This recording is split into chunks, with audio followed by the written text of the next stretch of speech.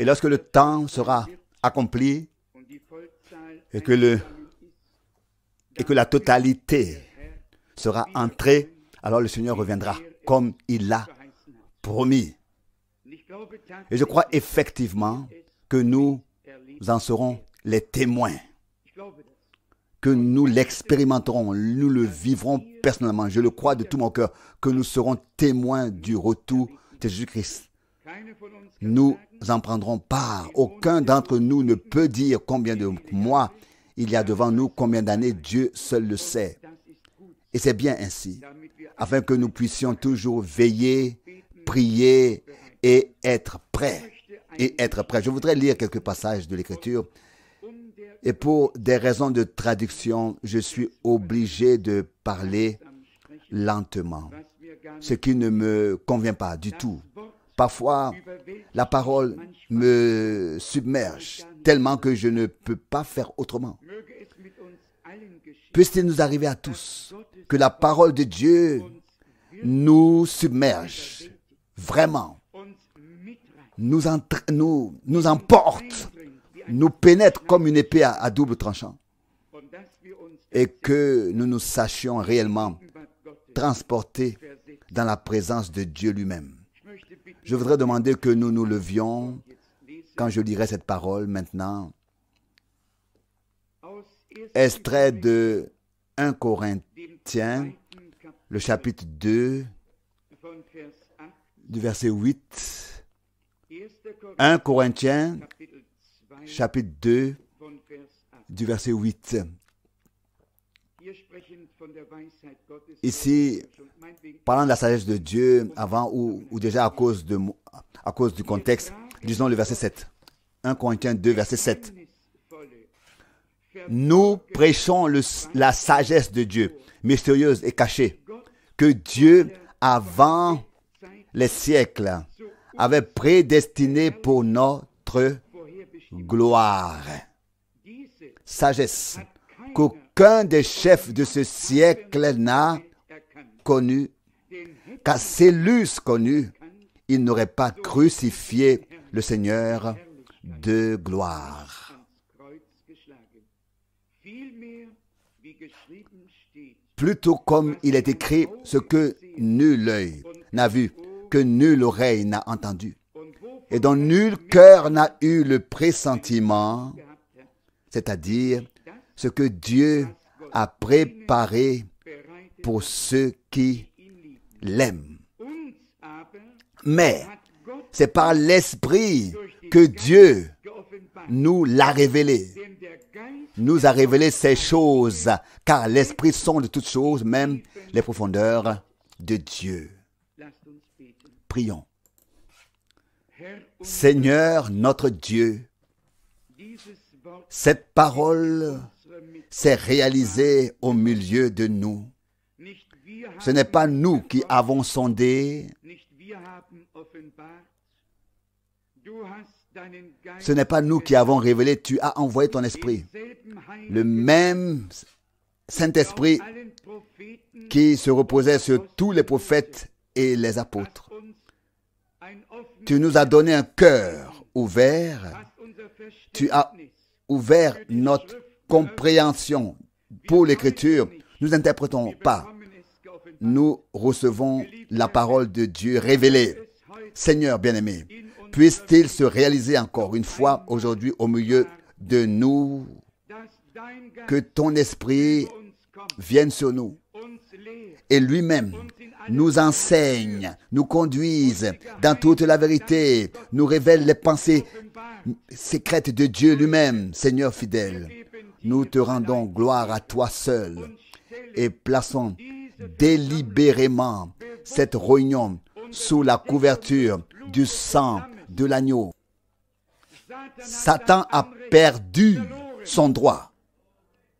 Ici, c'est Dieu qui commande, le roi des rois parmi son peuple, le Rédempteur parmi les rachetés. Sois avec nous dans ce service divin, parle à nos cœurs et donne un réveil, donne une faim et une soif envers toi et ta justice, et apaise les par grâce, grâce à une puissante effusion de ton Saint-Esprit. Que la gloire, l'action de grâce et l'honneur te soient rendus pour toutes choses au nom de Jésus. Amen. Amen. Vous pouvez vous asseoir.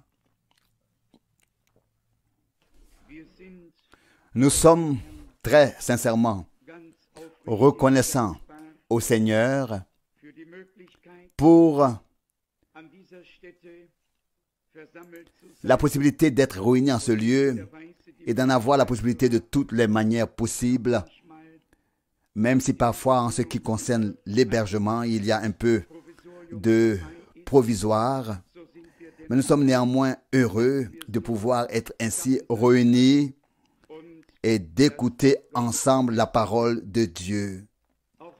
Aujourd'hui encore, je voudrais souhaiter à tous une chaleureuse bienvenue dans le précieux nom du Seigneur. Et comme l'a dit l'un de nos frères sur terre, nous ne verrons ni n'entendrons jamais ce que Dieu a fait dans le monde entier.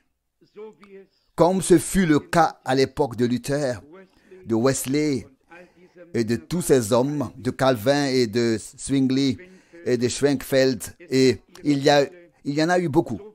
Il y en a eu beaucoup, comme chaque fois, chaque message a été diffusé sur toute la terre, il doit en être de même maintenant. La parole de Dieu, dans sa pureté et sa clarté, en tant qu'évangile éternellement valable, doit être annoncé à tous les peuples et à toutes les langues comme un témoignage. Celui qui veut entendre peut entendre, et que celui qui ne veut pas entendre n'entende pas. Mais comme disait déjà le prophète de l'Ancien Testament, qu'il sache qu'un prophète a été au milieu d'eux. C'était un jeudi soir, je lisais quelques passages de Martin Luther, et soudain, il a fait cette expression: sachez que votre prophète vous a parlé. Tout à coup, il ne se voyait pas seulement comme un réformateur, il se voyait comme un homme envoyé par Dieu. Bien-aimés, ce n'est pas à nous de classer, car regardez, Jean était le plus grand prophète de l'Ancien, si on peut dire ainsi, de l'Ancien Testament, mais il n'a fait aucun miracle. Nous devons cesser de classer les ministères et les appeler en fonction de ce que nos yeux voient ou de ce que nos oreilles entendent. Cela se passe toujours de toute manière, tel que Dieu l'a fixé dans son plan du salut. Il a décidé conformément à son plan de salut, mais nous ne savons pas si Noé a fait un seul miracle. Mais il y a une chose qu'il a faite. Il a fait ce que Dieu lui avait ordonné. Il a obéi, il a exécuté l'ordre divin. Ce n'est pas l'un qui copie l'autre, mais chacun a son mandat. S'il en a un, ce n'est pas une copie, ce n'est pas la copie d'un autre mandat, mais un original divin. Avec Dieu, il n'y a pas de copie et d'imitation. Il n'y a qu'un seul original, même dans le ministère des apôtres. L'un n'a pas copié ce que faisait l'autre. Chacun avait son domaine, sa tâche, son ministère. Et Dieu a agi de diverses manières. Dans le cas de Pierre, il suffisait qu'il marche dans les rues de Jérusalem, et si son ombre se posait sur les malades, ils étaient guéris. Paul n'a pas fait cela. Pierre était un original. Mais en ce qui concerne Paul, nous lisons dans Actes chapitre 19 qu'on lui a pris qu'on a pris de lui la sueur par des mouchoirs. Lui aussi transpirait en prêchant, pas seulement moi. Et on prenait ses sueurs et on les apportait aux malades. et ils étaient guéris. Pierre a-t-il fait la même chose? Non. Chacun a reçu sa direction de Dieu. Ce n'est pas l'un qui copiait l'autre. Chacun se laissait utiliser et bénir par Dieu de la manière qui convenait au Seigneur. Les ministères de tous les prophètes étaient différents. Mais c'est un et un seul plan de Dieu, un et un seul programme de Dieu. Et ils faisaient tous partie de ce plan divin. Comme nous l'avons déjà dit, Jean, le plus grand prophète de l'Ancien Testament, n'a pas fait un seul miracle, ni de signe, de prodige, mais il a fait la plus grande chose, ce que les miracles et les signes n'auraient pas pu accomplir. Il a ouvert la voie au Seigneur. Il a plani une route pour notre Dieu.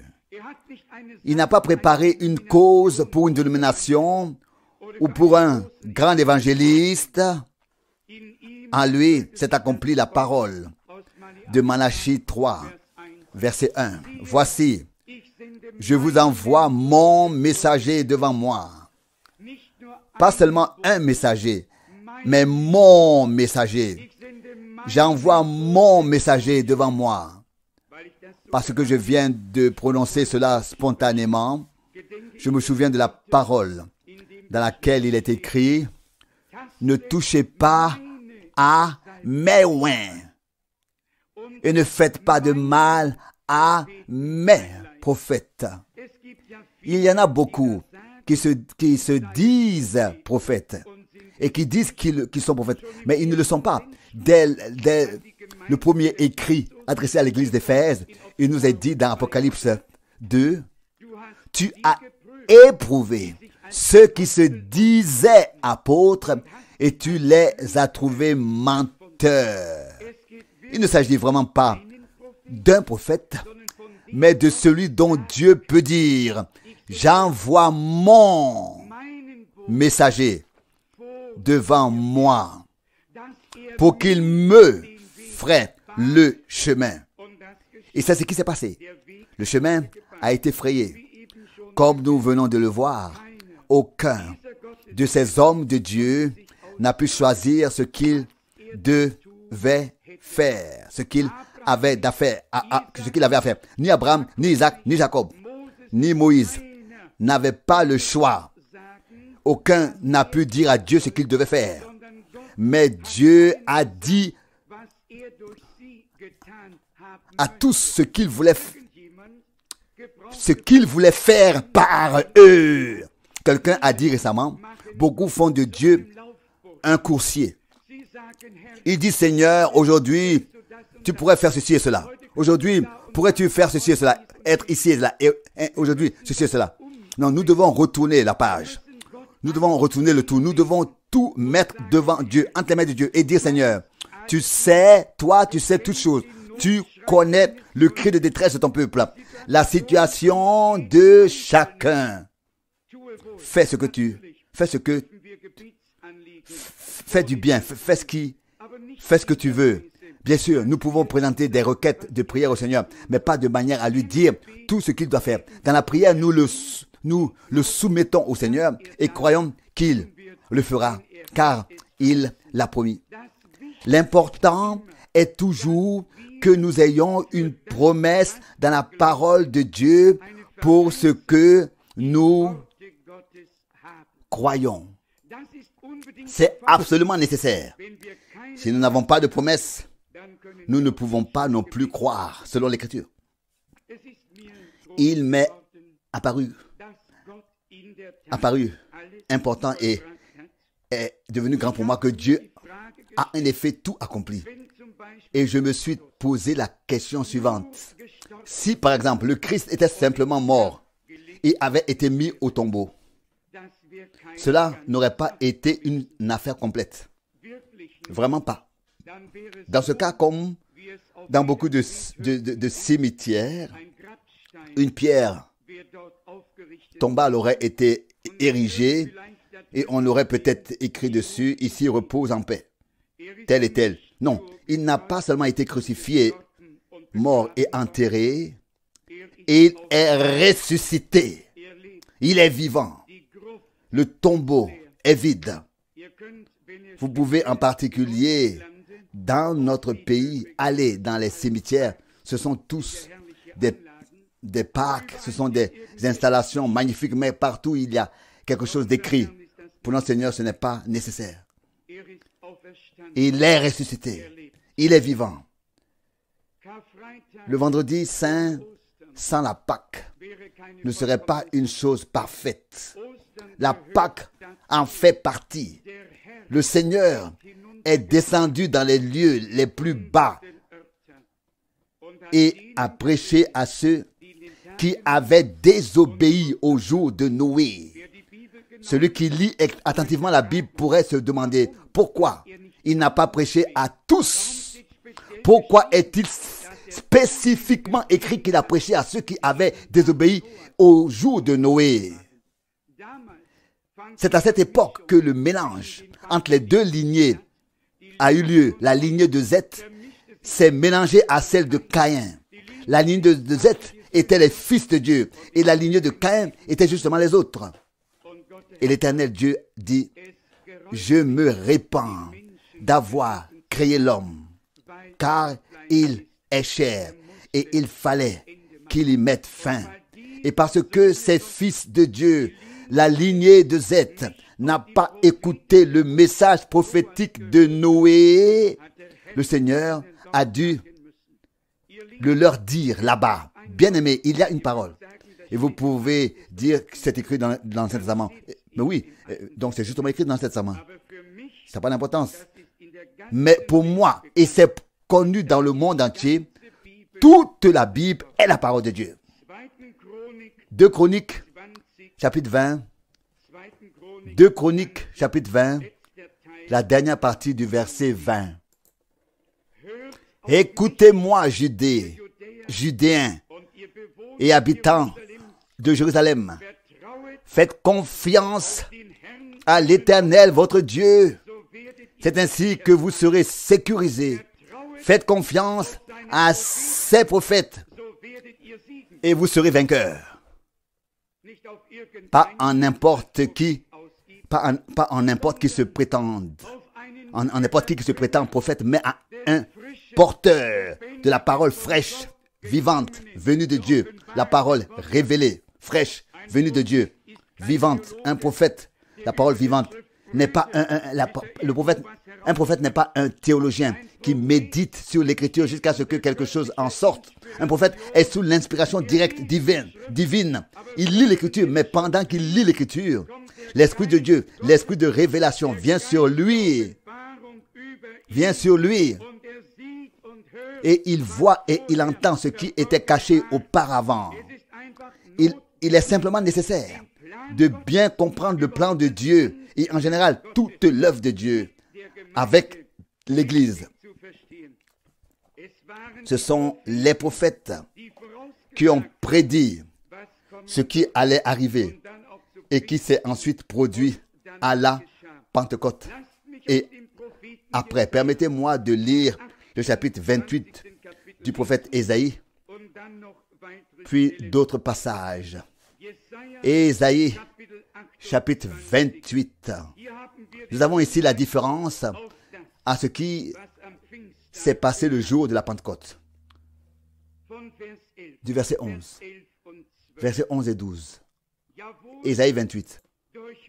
Oui, c'est par des hommes aux lèvres bégayantes et à la langue étrangère qu'il parlera à ce peuple. Arrêtons-nous un instant avant d'aborder acte 2. Avez-vous bien écouté ou lu? C'est par des hommes aux lettres bégayantes et à la langue étrangère qu'il, ce n'est pas toi, pas moi, mais qu'il parlera à ce peuple. L'homme, les croyants, ne sont que le récipient. Le Saint-Esprit remplit le récipient. Le vase s'empare du cœur, de la bouche, des lèvres, de la langue. saisit l'être humain et laisse Dieu ensuite parler à travers lui. Il se laisse. Avons-nous compris cela? Nous y viendrons dans un instant. Mais je veux juste vous montrer à quel point la parole de Dieu est précise et que ce qui s'est passé avait déjà été dit à l'avance dans la parole de Dieu. Comment est-ce que cela allait se passer? Dieu veut parler. Et c'est pourquoi il est si bien écrit. Tel que l'Esprit leur donna de s'exprimer. Voilà le mystère.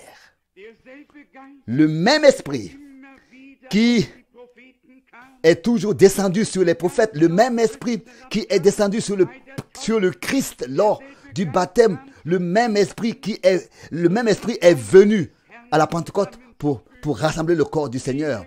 De nombreux membres avec des tâches différentes, mais celui qui agit, celui qui parle, c'est toujours l'Esprit de Dieu.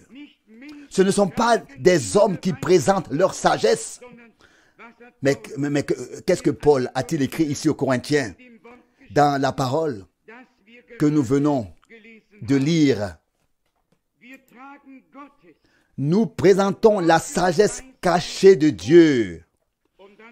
Et il dit ensuite, ce que l'œil n'a pas vu, ce que l'oreille n'a pas entendu, et ainsi de suite, et ainsi de suite. Et au verset 10, il prend la parole et dit, mais c'est à nous que Dieu a révélé ces choses par l'Esprit, car l'Esprit sonde toutes choses, même les profondeurs de Dieu. Il n'y a pas d'homme qui puisse comprendre ou expliquer Dieu par l'intellect. Mais nous pouvons tous expérimenter Dieu. Nous pouvons tous faire l'expérience d'une inspiration divine qui vient sur nous. Une onction sainte où ce n'est pas l'homme qui veut, mais où la volonté de l'homme est placée dans la volonté de Dieu. Et où nous disons simplement, Seigneur, maintenant, tu prends le contrôle sur moi. Je suis ici comme ton vase et je me tiens simplement à ta disposition. Je suis à ta disposition. Oui, c'est par des hommes aux lèvres bégayantes et à la langue étrangère qu'il parlera à ce peuple. Lui, le verset 12, maintenant, Ésaïe 28, verset 12, lui qui leur a dit, ceci est le lieu de repos, donner du repos à ceux qui sont fatigués.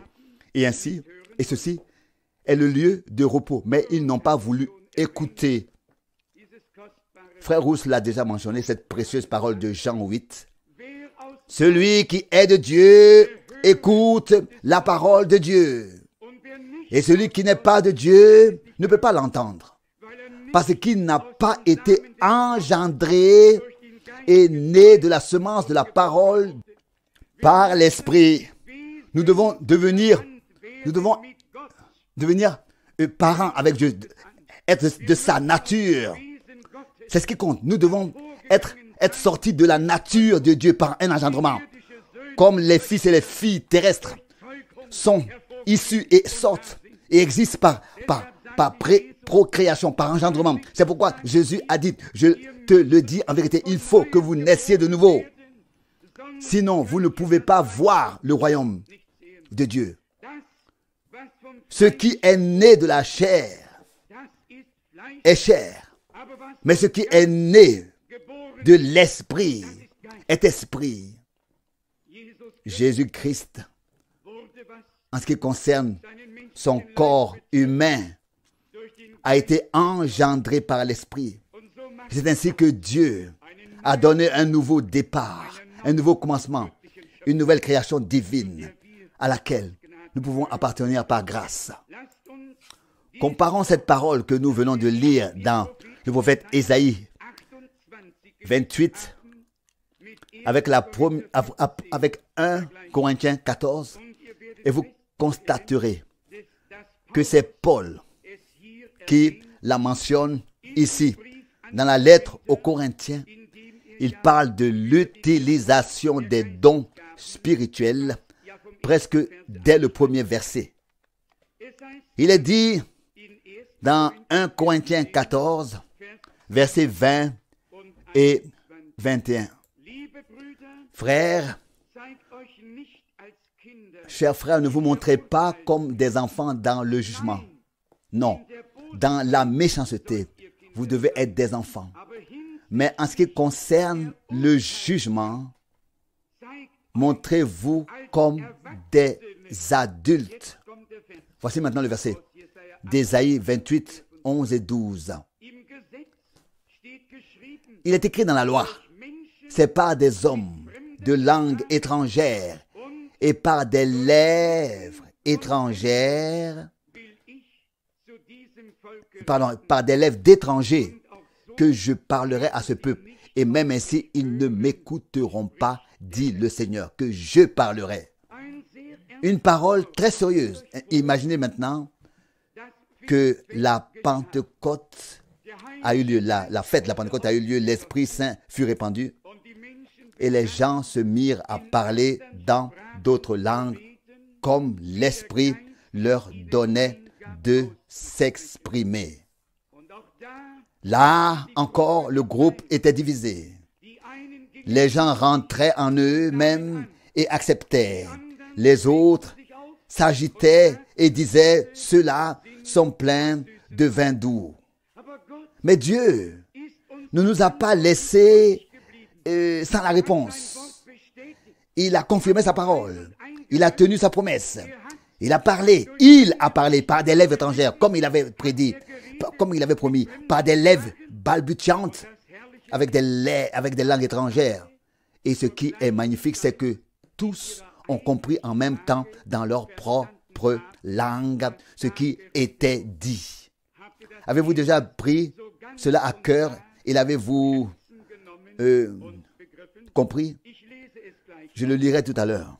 Mais pour confirmer cette parole ici, en ce lieu, nous avons reçu une chose de Dieu, c'est de prêcher toujours l'Ancien et le Nouveau Testament ensemble comme un tout, indissociable, pour montrer que Dieu est un Dieu véritable et que chaque promesse qu'il a faite, c'est littéralement accompli, mot à mot. Ainsi, il est écrit dans la loi, c'est par des hommes, il relit le verset 21 de 1 Corinthiens 14, c'est par des hommes de langue étrangère et par des lèvres d'étrangers que je parlerai à ce peuple. Et même ainsi, ils ne m'écouteront pas, dit le Seigneur.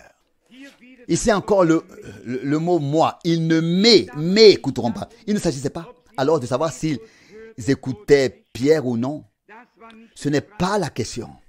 La question était de savoir s'ils écoutaient le Seigneur Dieu qui maintenant, par la bouche des apôtres, parlait, et en général par ceux qui étaient remplis du Saint-Esprit. Et c'est pourquoi il est écrit ici, même ainsi ils ne m'écouteront pas, dit le Seigneur.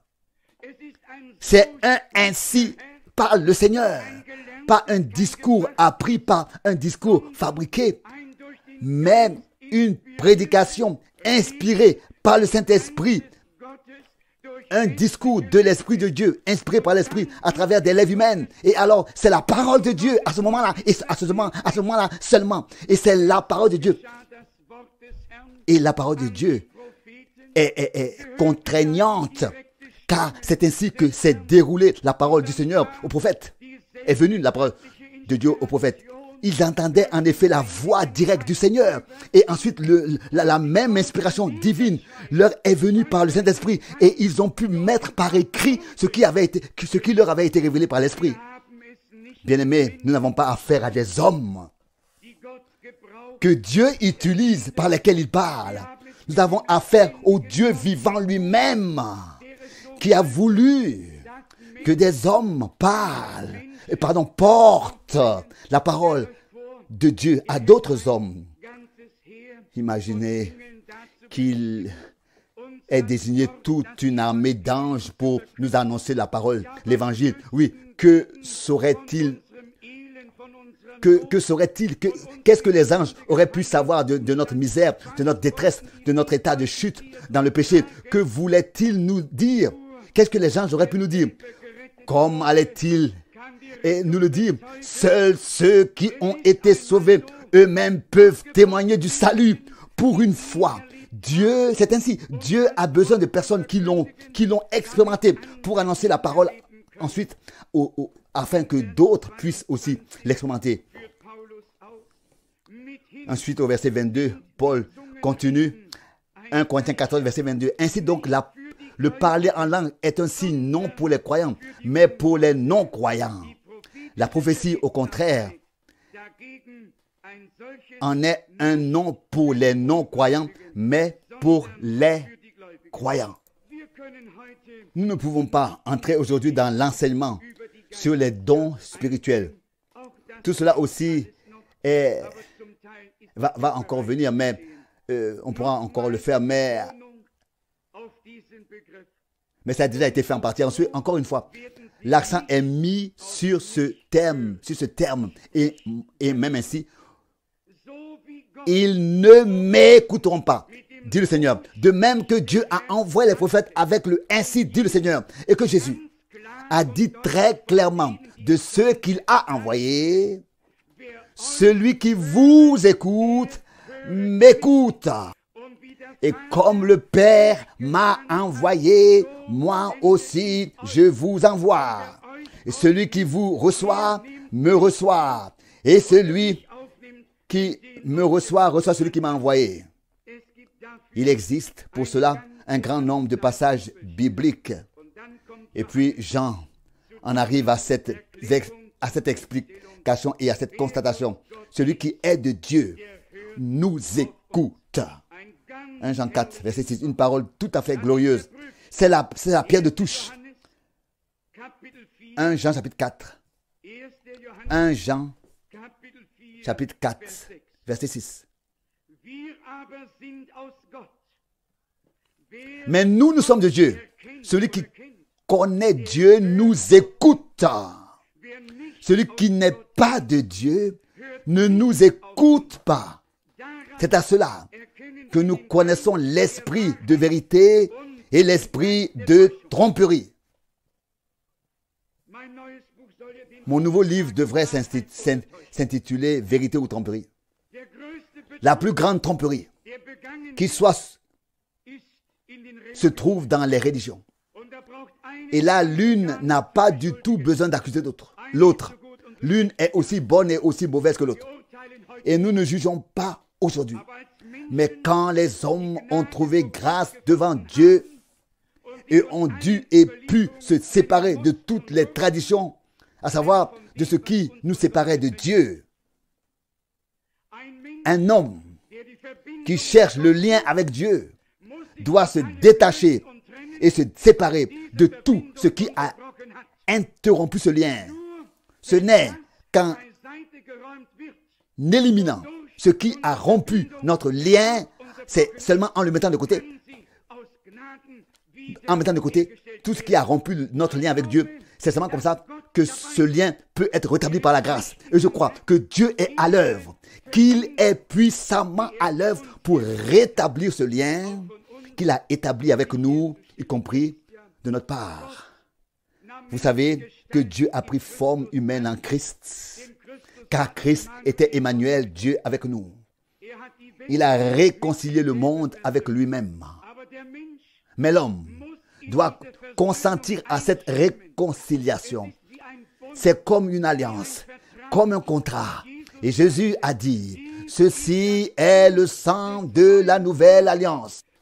Dieu a conclu une nouvelle alliance avec tous ceux qui deviendraient croyants. Tu dois être inclus dans cette alliance. Un seul homme ne peut pas conclure une alliance. Il faut être au moins deux. Et ces deux-là, je les connais parfaitement. C'est-à-dire toi et Dieu. Pas un troisième, pas un quatrième. Toujours deux. L'expérience personnelle avec Dieu ne peut pas être transmise aux enfants et aux petits-enfants. C'est une chose très personnelle. Tu dois dire oui au Seigneur, Dieu, et dire, mon Rédempteur, tu as conclu l'alliance avec moi à Golgotha. Maintenant, je consens à cette alliance et je veux marcher avec toi à partir de maintenant. Lisons dans le prophète Joël, le deuxième passage de l'Ancien Testament concernant l'effusion de l'Esprit. Dans les Bibles allemandes, c'est le chapitre 3. Dans certaines autres, c'est la fin du chapitre 2. Mais ici, dans Joël, c'est le chapitre 3 du verset 1. En français, chapitre 2, verset 28. Après cela, il arrivera que je répandrai mon esprit sur toute chair. Arrêtons-nous là encore. Le Saint-Esprit est-il quelqu'un d'autre que Dieu lui-même? C'est Dieu qui parle ici et qui dit, et après cela, il arrivera que je répandrai mon esprit sur toute chair. Qu'est-ce que le Saint-Esprit? Le Saint-Esprit est l'Esprit de Dieu. De même que Jésus-Christ était la forme et la forme visible de la révélation du Dieu invisible, et que Jésus pouvait dire, celui qui m'a vu voit le Père. C'est la deuxième chose que l'on voit ici, à savoir, non seulement Dieu avec nous en tant qu'Emmanuel, mais Dieu maintenant en nous par le Saint-Esprit. Alléluia! Dieu en nous. Il veut faire sa demeure en nous. Et après cela, il arrivera que je répandrai mon esprit, l'Esprit de Dieu.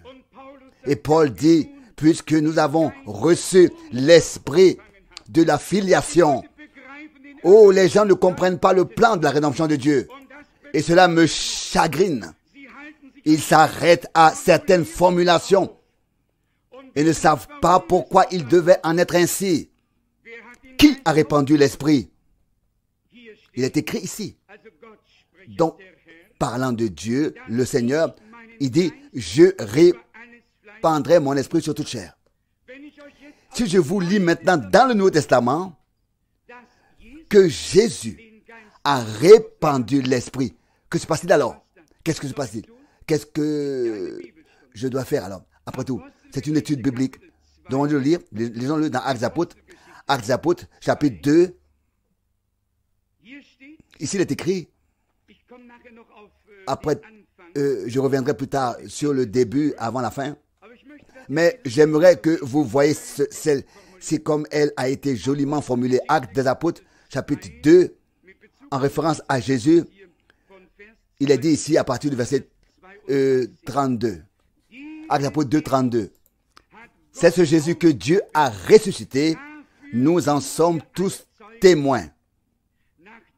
Ayant donc été élevé par la droite de Dieu et ayant reçu du Père le Saint-Esprit promis, il l'a maintenant, comme vous le voyez et l'entendez vous-même, répandu ici. Avez-vous tous lu? Voici la séquence, l'ordre. Jean a prêché avec force en disant, celui qui vient nettoyera et balayera son air, et c'est lui qui baptise d'esprit et de feu. Voici le mystère divin avec Christ et l'Église.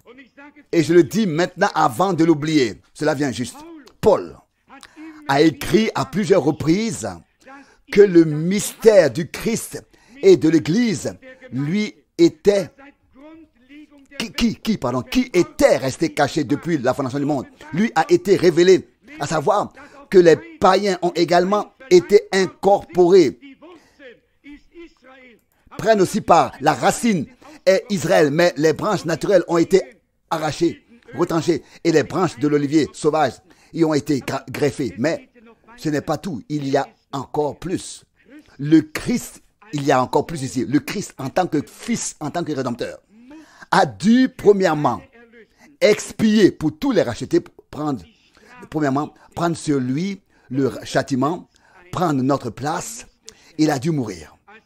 En tant que premier-né, il devait prendre la place de tous ceux qui naîtraient également de l'Esprit, et il l'a fait.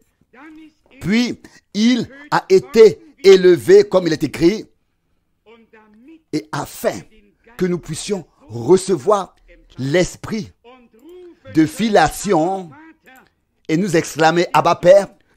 Le Fils qui a accompli l'œuvre de la rédemption a reçu l'Esprit de Dieu, pour que le même Esprit qui est maintenant appelé l'Esprit du Fils, qui n'est seulement pas maintenant ici l'Esprit de Dieu, mais appelé l'Esprit du Fils, mais car c'est le même Saint-Esprit qui, en tant que Fils et fille de Dieu, non seulement nous donne une nouvelle vie par la nouvelle naissance, mais nous place dans notre position de fils et de fille, et que nous puissions crier Abba Père.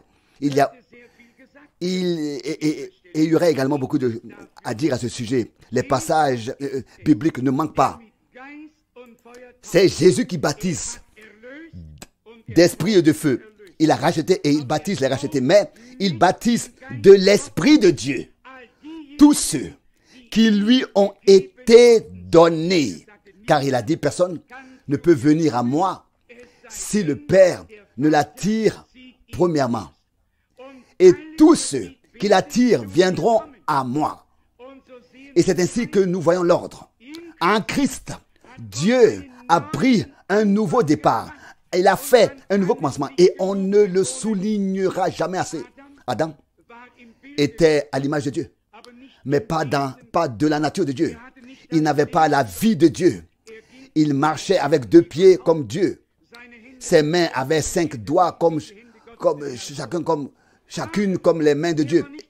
L'Éternel ainsi. Mais il n'était pas sorti de Dieu. Il avait été formé, façonné.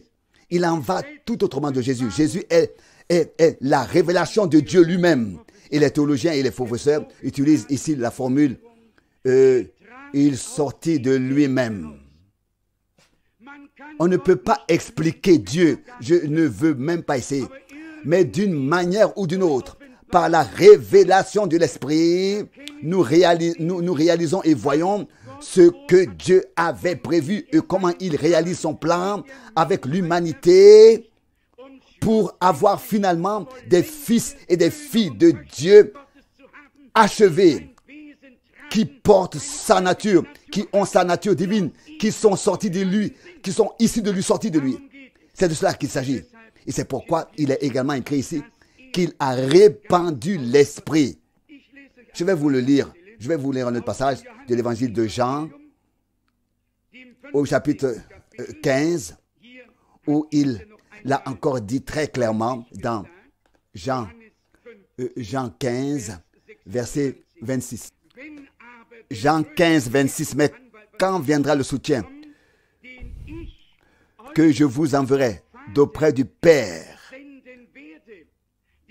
l'Esprit de vérité qui sort du Père, il rendra témoignage de moi.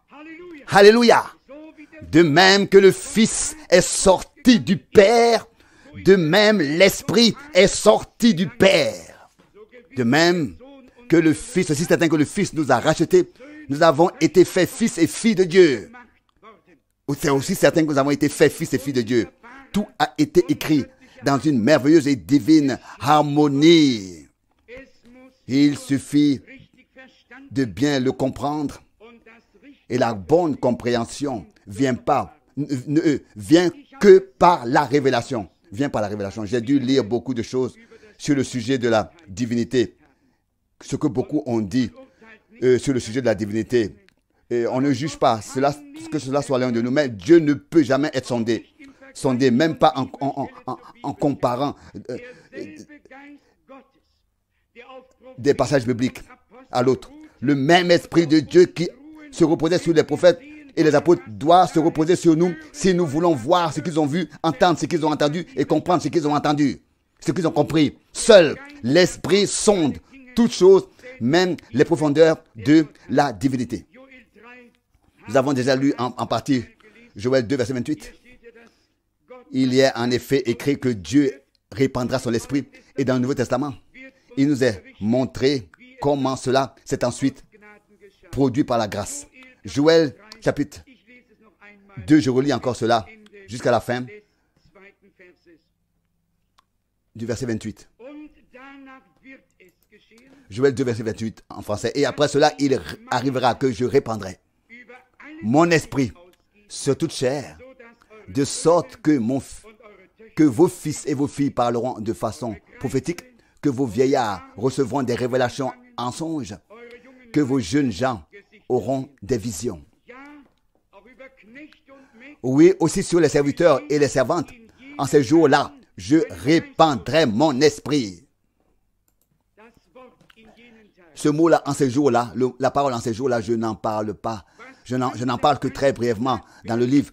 Que peut-on y dire? Les prophètes ont parlé de ces jours. Et ces jours sont venus sur nous, à savoir cette période de 2000 ans. Car un jour auprès de Dieu est comme nos 1000 ans. Permettez-moi de lire cette parole du chapitre 2 des Actes des Apôtres, et plus précisément du verset 14. Actes des Apôtres, chapitre 2, du verset 14.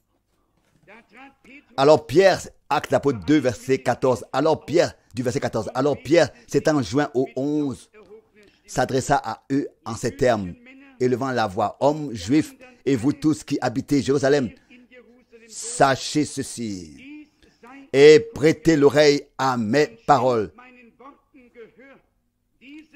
Ces hommes-là ne sont pas ivres, comme vous le pensez.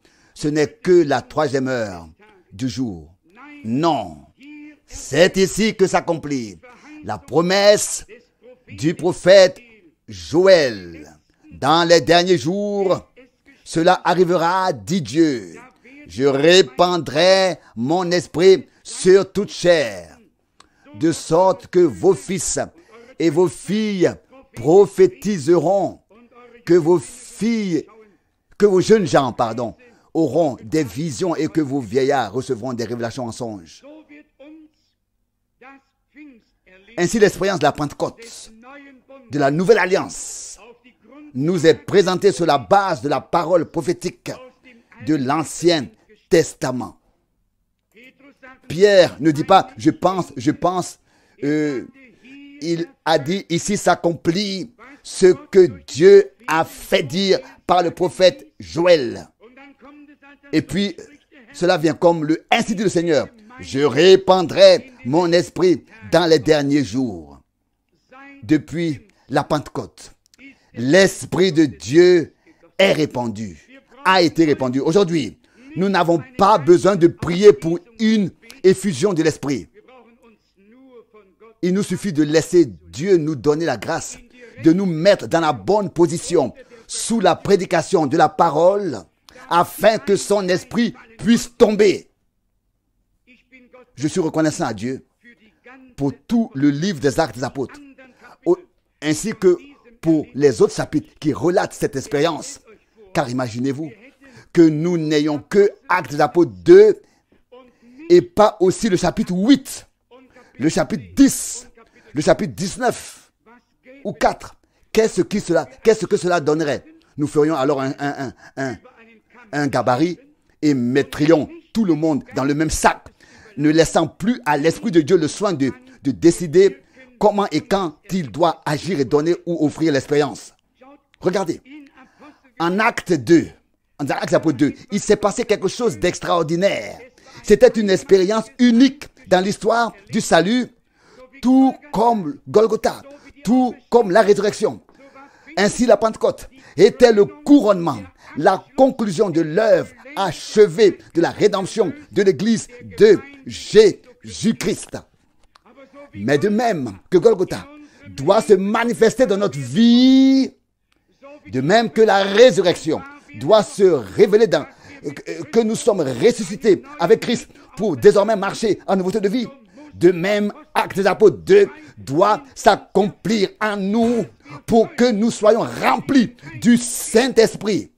Mais le ciel est ouvert, il est déjà ouvert. Il n'est plus écrit nulle part qu'il ne devait attendre que 10 jours. Qu'il devait encore attendre 2 jours, 10 jours. Ce n'est arrivé qu'une seule fois depuis la montée au ciel jusqu'à donc l'ascension jusqu'à l'effusion du Saint-Esprit. Et voici ce qui est écrit d'une manière si merveilleuse dans Actes des Apôtres 2, au verset 1. Actes des Apôtres 2, verset 1. Quand le jour de la Pentecôte fut arrivé, ils étaient tous ensemble dans un même lieu. Tout à coup, il s'éleva du ciel un bruit, comme celui d'un vent impétueux et puissant, et il remplit toute la maison où ils se trouvaient. Des langues leur apparurent, comme du feu, se divisant en petites flammes, et une se posa sur chacun d'eux. Je pense que cela devrait être souligné pour la véracité de Dieu et de sa parole, qu'ici, l'Esprit de Dieu, les langues de feu, ne s'est pas seulement posé sur 2 ou 3, mais sur tout, sur tous, sur chacun, tous ceux qui étaient là, pour tous ceux qui étaient présents. C'était la même expérience, la réception du baptême de l'Esprit, la nouvelle langue pour tous ceux qui étaient présents. Dieu a préparé cette expérience pour tous ceux qui étaient là, n'est-ce pas? C'est ce que j'ai lu dans la parole de Dieu. Des langues de feu leur apparurent, comme du feu, se divisant en petites flammes, et une se posa sur chacun d'eux. Il n'y a pas eu d'échange entre eux, ni de paroles du genre. Si tu parles, cela me suffira. Non, l'Esprit de Dieu vint sur tous. Et ils furent tous remplis d'Esprit Saint. Et tous se mirent à parler en d'autres langues, comme l'Esprit leur donnait de s'exprimer. Non pas comme il l'avait appris, mais maintenant, c'était le Seigneur lui-même qui parlait à travers eux. Bien-aimés, la main sur le cœur.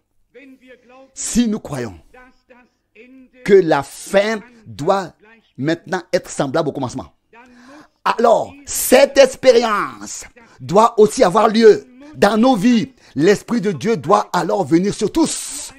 Que nous entendions un grondement ou que nous ne l'entendions pas, je vous lis en effet le passage. Il n'y avait plus de bruit. Mais le même Esprit Saint est descendu. Actes des Apôtres, chapitre 8. Actes des Apôtres, chapitre 8. Ici, il est dit, brièvement, versets 16 et 17. Car ils n'étaient encore tombés sur aucun d'eux, mais ils avaient seulement été baptisés au nom du Seigneur Jésus. En conséquence, ils leur imposèrent les mains et ils reçurent le Saint-Esprit. Si vous continuez à lire, vous constaterez que des gens ont vu l'effet de la réception du Saint-Esprit. Quel impact cela a eu? Il ne reste que le verset 18. Lorsque Simon vit que le Saint-Esprit était donné par l'imposition des mains des apôtres, il leur offrit beaucoup d'argent en disant « Accordez-moi aussi ce pouvoir afin que celui à qui j'imposerai les mains reçoive le Saint-Esprit. » Vous voyez que la puissance manifestée était visible. Même cet homme tordu qui était présent a compris que ici, ce ne sont pas seulement que des hommes aient imposé les mains, mais que c'est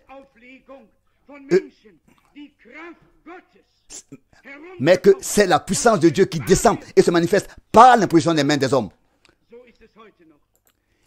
C'était ainsi à l'époque et c'est encore le cas aujourd'hui. Je poursuis la lecture du chapitre 11 maintenant des Actes des Apôtres. Actes des Apôtres, chapitre 11. Ici, à partir du verset 12, il est écrit « Et l'Esprit me commanda d'aller avec eux sans aucune hésitation Or, ces 6 frères ici présents m'accompagnaient aussi. Et nous entrâmes dans la maison de cet homme. Celui-ci nous raconta donc comment il avait vu l'ange dans sa maison qui s'était tenu là et avait dit: envoie à Joppé chercher Simon, surnommé Pierre. Il t'adressera des paroles par lesquelles tu seras sauvé, toi et toute ta maison.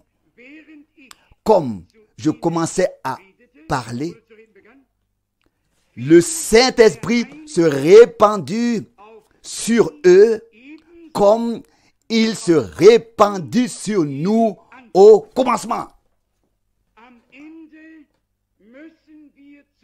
À la fin, nous devons revenir au commencement.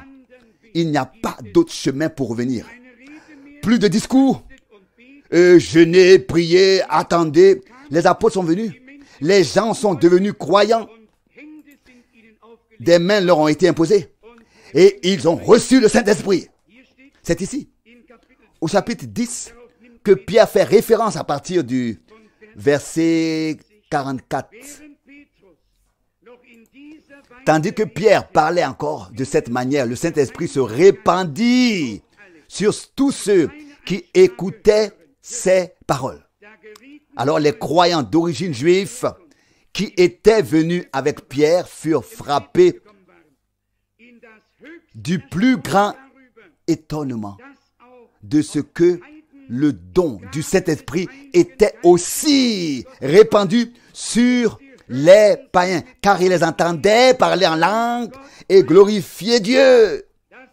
Alors Pierre dit: peut-on refuser l'eau à ces gens qui ont reçu le Saint-Esprit aussi bien que nous, afin qu'ils ne soient pas baptisés? Il ordonna donc qu'ils soient baptisés au nom de Jésus-Christ. Puis ils lui demandèrent de rester avec eux quelques jours de plus. Comme au commencement, il en fut de même plus par la suite. Croyons-nous vraiment de tout cœur que Jésus-Christ doit être le même parmi les derniers comme il a été parmi les premiers. Il est le même hier, aujourd'hui et pour l'éternité. Les mêmes bénédictions, les mêmes expériences. Je vous le dis, celui qui n'a pas fait cette expérience biblique, l'ennemi le tourmentera de doute et de tout et le tourmentera encore. Il ne se reposera pas en Dieu. Il n'entrera pas dans le repos de Dieu jusqu'à que l'Esprit de Dieu ne l'aura fait, ne l'aura pas amené dans ce repos-là et qu'il n'aura pas été scellé de cet esprit pour le jour de la rédemption de son corps. Mais les personnes qui ont fait cette expérience, le diable ne les laisse pas en peine non plus, mais il est tourmenté de diverses manières. Mais si nous avons fait cette expérience, alors nous pourrons dire: Satan, arrière de moi, car j'ai fait cette expérience dans telle et telle réunion, à tel et tel jour et telle date, j'ai reçu l'Esprit de Dieu. Oui, le baptême du Saint-Esprit. Le Seigneur a parlé à travers moi dans de nouvelles langues. Et je voudrais aussi lire ce qui a été dit, car la plupart des gens ne sont pas non plus au courant de cela. Dans le 2e chapitre des Actes des Apôtres, au verset 5, on nous énumère 16 ou 17 nationalités différentes qui étaient réunies le jour de la Pentecôte. Puis, au verset 11, il est dit ici: puis juifs de naissance et païens ayant adhéré au judaïsme, crétois et arabes, nous les entendons proclamer dans nos langues les grandes œuvres de Dieu. Que s'est-il passé lors du baptême de l'Esprit? L'Esprit de Dieu a mis en évidence par des langues étrangères que l'on n'avait pas apprises, tout comme Jésus auparavant, après sa résurrection, Et à cela, je vous lis l'Écriture. Il s'était adressé à ses disciples, d'abord aux deux, et ensuite, pendant 40 jours, il est resté avec ses disciples. Il est écrit, c'est par l'Esprit qui leur a donné les ordres, et cela déjà avant la Pentecôte. Je vous le lis. Actes des Apôtres, chapitre 1, versets 2 et 3. Jusqu'au jour où il donna ses ordres par le Saint-Esprit aux apôtres qu'il avait choisis, puis il fut enlevé. Remarquez-vous, déjà par le Saint-Esprit, Jésus disait, je ne suis avec vous que pour peu de temps encore, et alors vous ne me verrez plus, mais je vous enverrai le consolateur, et quand il viendra, il vous conduira dans toute la vérité.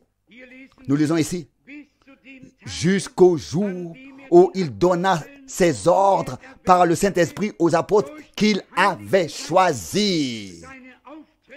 Qu'il avait choisi.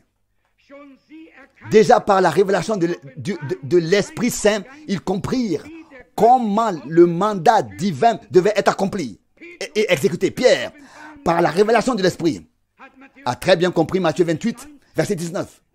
Et c'est alors exclamé le jour de la Pentecôte. Répentez-vous et que chacun de vous soit baptisé au nom de Jésus-Christ pour le pardon de ses péchés. Bien-aimés, nous avons besoin d'une nouvelle et puissante visite de grâce de Dieu. Où est votre amen? Où est votre amen? Devons-nous d'abord être immergés pour ensuite avoir vraiment faim et soif et crier? Et nous avons besoin de plus encore. Et que cette parole nous soit adressée en tant que frères servants. Nous avons besoin d'une autorité divine dans notre service. Une autorité qui surpasse tout ce qui existe jusqu'à présent sur le marché chrétien. Il doit en être de cet exode, comme de l'exode de Moïse et de l'exode de Jésus-Christ. Et ainsi de suite, lorsque Dieu a fait des miracles plus puissants et plus grands que ce que tous les autres auraient pu faire. Au jour de Moïse, d'autres ont aussi fait quelque chose. Mais à la fin, le bâton que Moïse avait auparavant et qui était devenu un serpent pour pouvoir détruire tous les autres serpents était dans sa main. Et c'est ainsi que tous ces hommes autoproclamés ont été mis hors d'état de nuire. Ils n'avaient plus d'outils. Ils n'avaient plus le bâton fétiche ou ceci ou cela avec lequel ils pouvaient faire quelque chose. Tous leurs bâtons avec lesquels ils faisaient aussi des tours de passe-passe n'étaient soudain plus là. Ils étaient par terre et allaient et venaient comme des serpents. Et soudain, le bâton de Moïse les a tous détruits l'un après l'autre. Et ils ont regardé un peu bêtement ce qui se passait. Mais c'était déjà fait. C'était terminé. Le sort était jeté sur eux. Ils ne pouvaient plus rien faire. Moïse, qui s'était présenté le premier, se présenta aussi à la fin avec l'autorité divine. Et Dieu n'a rien dû à son peuple. Il n'est pas resté sans réponse à son peuple. Il n'est pas resté sans répondre à son peuple. Croyez-moi, c'est ainsi que nous connaissons Dieu et c'est ainsi qu'il se manifestera aussi en ce temps dans lequel nous vivons. Il est écrit, dans les derniers jours, comme jamais chez Ambresse, plusieurs apparaîtront et feront beaucoup de choses, de grands miracles et des signes, ceci et cela. Ils regarderont et ils égareront beaucoup de gens, mais ne craignez pas, dit notre Seigneur, car il en sera ainsi. Mais tout à la fin, la victoire de Dieu se manifestera dans l'église du Seigneur. Une foule achetée, rachetée par le sang, une église purifiée, une église sanctifiée, une église baptisée du Saint-Esprit, ointe, remplie, dotée de puissance, revêtue de la puissance, une église qui a reçu des langues de feu pour proclamer les grandes œuvres de Dieu. Cette remarque que je fais maintenant n'a pas sa place ici et je m'en excuse d'avance auprès de tous. Mais quand je vois encore le besoin que l'un a de rassembler d'autres autour de lui pour leur parler et les exhorter et leur dire ce qu'il sait, alors j'ai un sentiment d'oppression.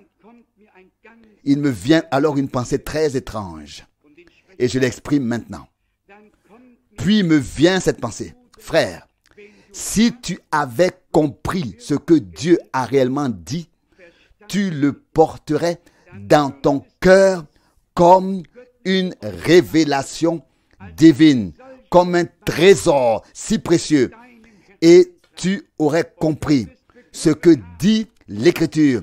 Ce n'est pas l'un qui enseignera l'autre, mais ils seront tous enseignés de Dieu. Et j'ai presque tendance à dire qu'en ce lieu, ni dans ce bâtiment, ni sur ce terrain, des interprétations de tonnerre ou quoi que ce soit d'autres ne sont diffusées. Rien n'a sa place ici. Ici, aucun mélange n'a autorisé. Cela n'a rien à voir avec un manque d'amour. Dieu est un Dieu saint et sa parole est une parole sainte et nous ne devons rien y ajouter. Combien d'interpréter, combien d'interprétations sont déjà venues et reparties. Vous pouvez tous les oublier, ainsi que les interprètes, ceux qui interprètent.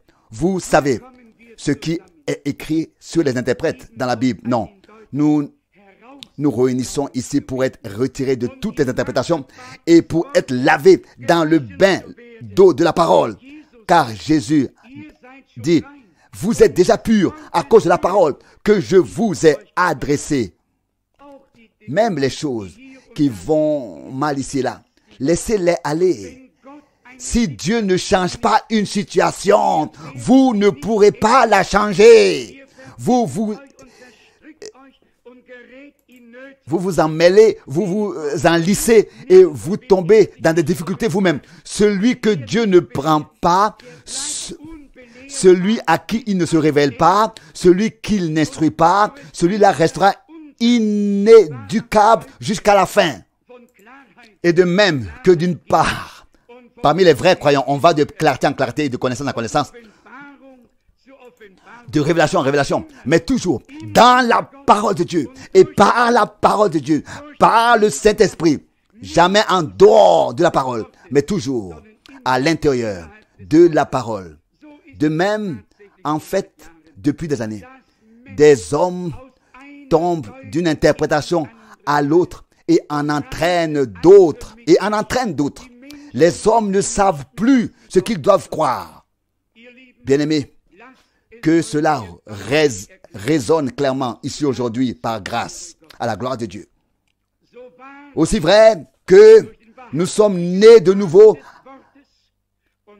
pour une espérance vivante par la véritable semence de la parole de Dieu, de la parole et de l'Esprit de Dieu, et ainsi vrai que l'Esprit de Dieu conduit dans toute la vérité de la parole de Dieu, ainsi vrai, aussi vrai que nous sommes ici pour expérimenter directement comment toutes ces choses deviennent claires pour nous. Nous n'avons plus besoin de donner des leçons particulières, ni moi ni toi. Je suis heureux. Je voudrais encore le préciser. Lorsque je parle avec des gens, ce n'est pas pour parler de choses doctrinales, de l'enseignement, mais simplement parce qu'ils ont quelque chose à dire ou à demander. Soyons raisonnables. Et je vous dis aussi pourquoi. Pas pour moi, mais l'Esprit du Seigneur doit tout de même parvenir à l'unité de la foi et de la connaissance. Il faut qu'elle sorte de tout cela pour entrer dans la stature parfaite, dans l'âge de l'homme fait et mûr, et qu'elle cesse d'être ballottée au gré des vents de la doctrine, de toutes sortes de doctrines. Je viens de lire les lignes d'un frère bien-aimé de Hollande qui a écrit « Celui qui va à Krefeld doit mourir ». Celui qui va à Krefeld doit mourir, oui. Et ainsi de suite. Oui, je souhaite que nous mourions avec le Christ, vraiment, et que nous mourions avec lui, que le vieil homme ne soit plus là, et que nous ne soyons plus ceux qui parlent, mais que Dieu soit celui qui parle par nous, à travers nous. Ah, si cela pouvait arriver aujourd'hui, que Dieu vienne ainsi sur nous avec son esprit, et que nous soyons remplis que nous débordions de la puissance du Saint-Esprit. Ce n'est que si l'Esprit est revêtu de la même puissance du Saint-Esprit, c'est seulement comme ça que pourront se produire les mêmes signes et miracles qui ont suivi l'Église et qui se sont produits au commencement. Est-ce vrai ou non? Car Dieu dit, ce n'est ni par des armes, par des armées ou par la force, mais par mon esprit, dit le Seigneur, cela aura lieu. Ce ne sont pas les hommes de Dieu, ni les prophètes, ni les apôtres, mais c'était l'Esprit de Dieu qui a agi par eux. Puisse-t-il faire de nous de tels hommes qui marchent dans ses voies, qui croient en lui, qui lui font confiance, qui ne mélangent plus rien, mais qui reçoivent tout ainsi purement et clairement, qui conservent tout purement et clairement tel qu'ils l'ont reçu du Seigneur, jusqu'à ce que nous recevions ce revêtement de la puissance de Dieu et qu'une heure semblable à celle du Carmel arrive et que la décision divine tombe et que le Seigneur en sorte comme le grand vainqueur. Et nous, avec lui, nous ne chantons pas seulement Jésus est vainqueur. Il est le vainqueur. Il a vaincu la mort. Il a vaincu l'enfer. Il a écrasé la tête de Satan, le serpent ancien. Jésus est vainqueur. Qu'il le devienne dans ta vie et dans la mienne, dans la nôtre. Et que sa parole s'accomplisse en nous et à travers nous tous. Loué soit son saint nom. Amen.